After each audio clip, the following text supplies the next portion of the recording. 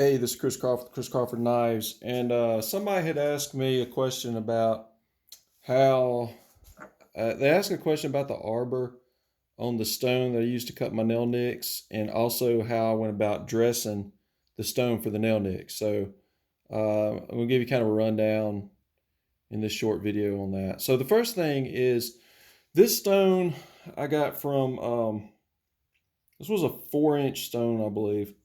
I think I got it from McMaster Carr. And it's not let me tell you, it's done a good job. I've been very happy with it. However, I've seen some other stones like the one in Craig Brewer's video that's probably about half as thick as this. I think it's like a 7-inch stone. It's bigger, um, and it has a bigger hole for the arbor, which I like it because it has a nice longer, thinner nail nick. You know, the bigger the diameter, the thinner nail nick that you can cut. But for my EDCs, this one's worked fine so far. I'm not sure what size hole this one has in it, but you can tell this this arbor is really too short for this stone. In fact, I should have more threads, you know, in this nut. Now I've got it pretty tight. I definitely wear eye gear and stuff, so if this thing ever breaks, but I've used it enough that I have confidence in it. It's kind of funny when the first time I used this, I took like this boat cushion and strapped it around my belly, and then wore a face mask in case that thing shattered and sent shrapnel everywhere or whatever, but shards. But anyway, so that's it. Now, as far as different size arbors go, I think Craig was saying on his, I think or maybe he's telling me this off camera, that he had made some custom arbors for his because they were larger. So it really depends on what hole, if whether or not you're gonna be able to find an arbor that'll go into your drill press. But this one works for me. So let me get this in here. I'm not gonna do one, so I'm not gonna worry about getting this real tight. I'm just gonna want to hold it in there for now. All right. Now, another question was asked about what angle this needed to be. Well, it's really going to depend. Now, the steeper the angle, okay, the thinner your nail nick's going to be. But also your diameter, the diameter of your wheel comes into play. So, for instance, this wheel, even though it looks like I've got, I don't even know what angle that is. It's not even a 45, I don't think. But it is the right angle for cutting the size, the depth, and the length of the nail nick that I want.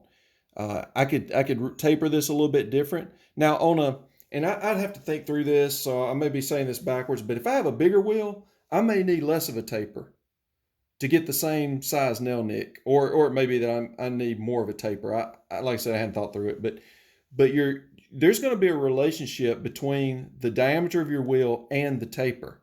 So the different diameters will require different tapers in order to get potentially the same size nail nick. So really my advice, and what I did with this one was, I started tapering it, and then I cut a nail nick, and then I tapered it some more, and I cut a nail nick, and I kept doing it until I got the size that I wanted. All right, so how did I go about tapering it? Well, first of all, this made a huge mess because it's going to get like little sandy, fine grit everywhere. So I'd recommend covering things up, getting you a vacuum, holding it next to it. Or I think somebody talked about doing this. Maybe I think they said they had got a like a bench grinder that they could put the wheel on, and just took the bench grinder outside, mounted it on there, and then tapered it that way and brought it back. But this is what I use right here. Right here. Now this is, I don't know exactly what you call it. Some kind of I think it's called a sine something. And basically the idea on this is that you can set your angle. Okay, so you got these set screws. You set your angle to whatever size that you want. It's a sine wheel dresser, I think they call it. Now, one thing that's a little bit different. So in these holes, you could put a diamond cutter. Okay, so the idea is that, let's see if I can get this in a little closer. I'm just kind of doing this off a tripod here with my phone. So, okay, so the idea being that this would be mounted down, and you would have this diamond cutter coming off there, and this might not be the right angle, and I need to loosen this up, but you can move it up and down like this, you know, and that diamond goes up and down and kind of cuts in like that. All right, I got this tight because I don't use it that way. The diamond that I got, maybe it was just because it was a cheap diamond, it wasn't really doing the trick, and I was reading online and saw some other ideas. So basically, what I use this now is I've set this to the angle that I want. Okay, so if I come down and run this up against there, you can see hopefully, that angle matches. So I just keep this set. So when I need to dress this stone, I pull this on here and I chuck it up in my drill press.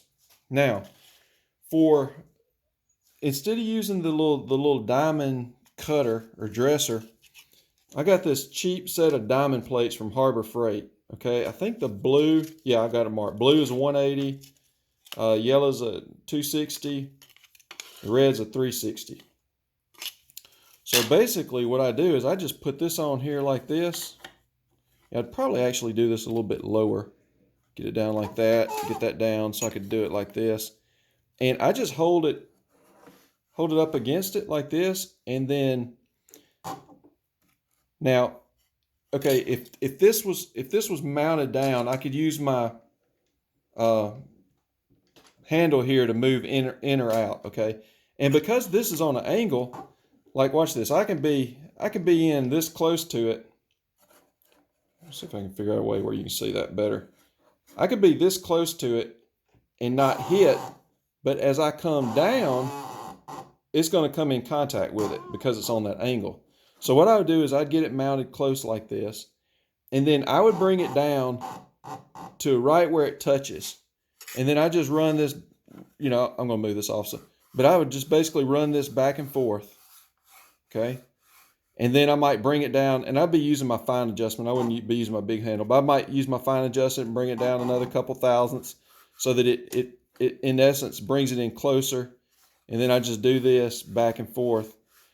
And once I got it dressed, then I could move to, to my finer stones, like that. Or if I'm just needing to, I don't really use this one as much, pretty much the blue and the yellow. But if I was needing to redress this, which I should do every few knives, it really holds the edge pretty nice. I don't do it every time.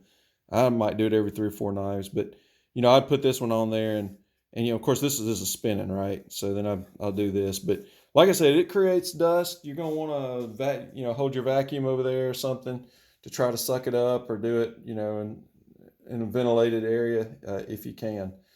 But that's just a quick rundown on my stone, how I cut my nail nicks now. The beauty of this to me is that I can do it after heat treating. I've started heat treating my blades before grinding the bevels in. So I heat treat them while they're flat so that I can put them on the surface grinder and take any warpage that may come out during heat treating. And then, so one of the last things I do before I hand sand my blades is I cut in the nail nick. And so I've really enjoyed switching to this method. So that's it. Hope that answers the question, and I hope that helps others.